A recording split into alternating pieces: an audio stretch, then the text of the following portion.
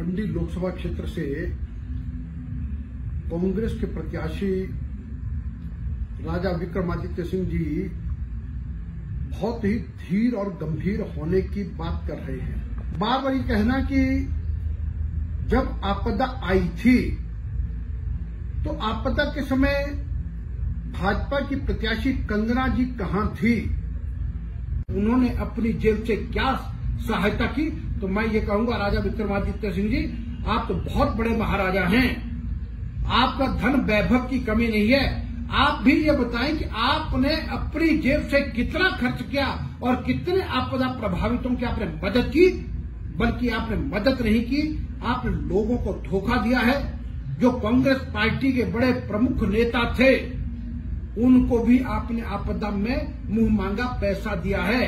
जिनका आंशिक नुकसान हुआ उनको पैसा दिया, कैश के रूप में बांटा गया। और फिर जो अन्य लोग थे, न्यूट्रल थे, जो किसी पार्टी का वर्कर नहीं था या कोई भाजपा का था, उन सबका जो नुकसान हुआ था उनको आपने पर्याप्त रूप से उन लोगों की मदद नहीं की। और वे सब के सब मंडी लोकसभा के इस चुनाव में आपको जवाब देंगे। और निश्चित रूप से भारतीय जनता पार्टी मंडी लोकसभा को बहुत भारी मतों से जीतेगी और आपको हार का मुंह देखना पड़ेगा। मंडी लोकसभा क्षेत्र से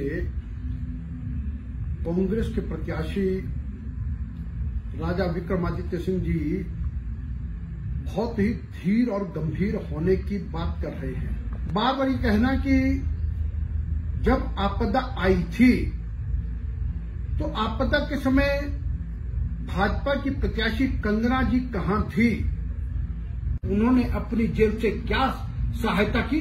तो मैं ये कहूंगा राजा विक्रमादित्य सिंह जी, आप तो बहुत बड़े महाराजा हैं, आपका धन वैभव की कमी नहीं है। आप भी ये बताएं कि आपने अपनी जेब से कितना खर्च किया और कितने आपदा प्रभावितों की आपने मदद की। बल्कि आपने मदद नहीं की, आपने लोगों को धोखा दिया है। जो कांग्रेस पार्टी के बड़े प्रमुख नेता थे उनको भी आपने आपदा में मुंह मांगा पैसा दिया है। जिनका आंशिक नुकसान हुआ उनको पैसा दिया, कैश के रूप में बांटा गया।